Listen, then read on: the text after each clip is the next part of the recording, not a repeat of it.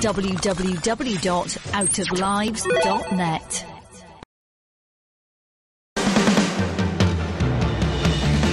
I wanna be the very best, like no one ever was. To catch them is my real test, to train them is my cause. I will travel across the land, searching far and wide. Each Pokemon to understand the power that's inside. Pokemon, gotta catch 'em all. It's you and me. I know it's my destiny. Pokemon, oh, you're my best friend in a world we must defend. Pokemon, gotta catch 'em all. Our hearts so true, our courage will pull us through. You teach me and I'll teach you. Pokemon, gotta catch 'em all. Gotta catch 'em all. Pokemon. We all remember the PS5 reveal livestream, right? We saw the brand new console, the remake of Demon Souls, and Bugsnax. Yeah, let's just say that reveal had a lot of people asking questions as to what this game from the creators of Octodad could possibly be. When an actual gameplay trailer was shown, even more questions were raised and more mysteries were uncovered. It was clear from the gameplay trailer that we were going to be catching living food for reasons and feeding them to a race of Muppet-like people that transformed their body parts into food. But what exactly is this game? Is it Pokemon? Yes. Does it have an unsettling undertone like the trailer? Yes. Is it weird to feed these sentient creatures to life-sized Muppets? Yes. Bugsnax is all of these things and so much more. You need only crack into its gooey center to understand the true nature of it all. It is an enjoyable story-driven snack hunting game that unfortunately has some drawbacks that keep this from being a completely flawless experience. Bugsnax casts you as the reporter. You have come to the island of Snacktooth to find the explorer known as Elizabeth Megafig.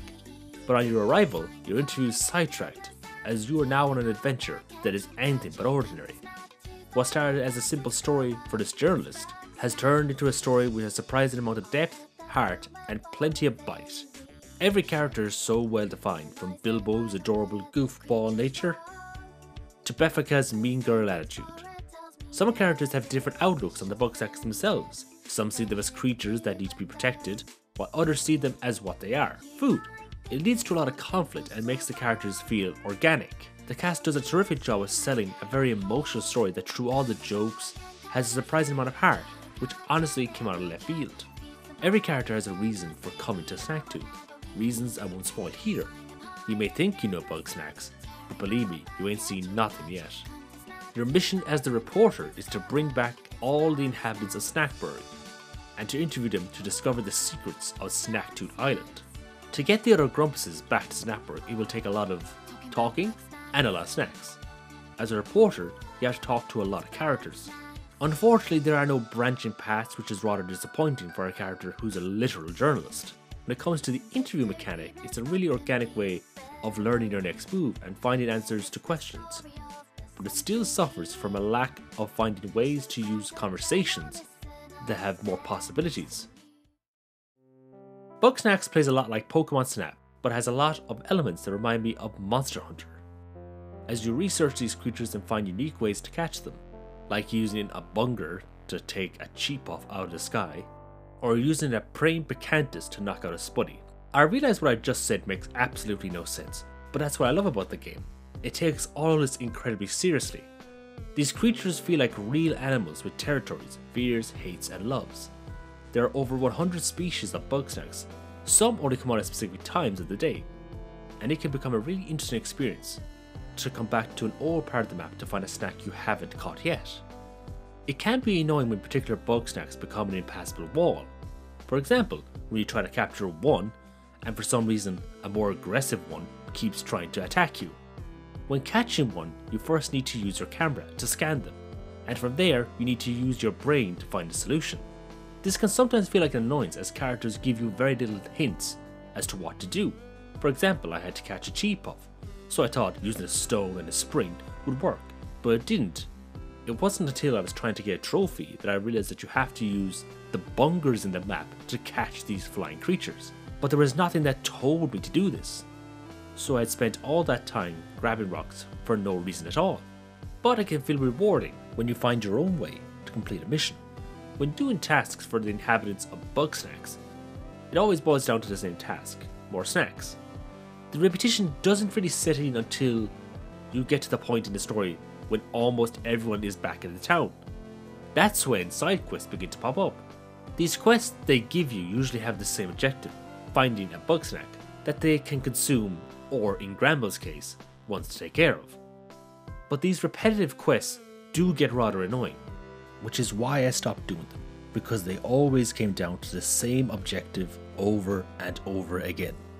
The Grumpus' reasoning for capturing these bug snacks can be vastly different. For example, Wombus wants to find a way to grow bug snacks so they don't have to catch them, while Shelda wants you to abandon your physical attachment to this realm and join her on a higher plane of existence. I think I honestly couldn't follow what the hell she was saying.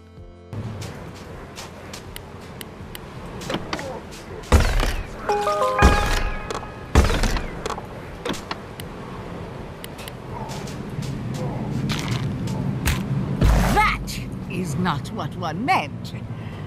I suppose that's what one gets for being vague.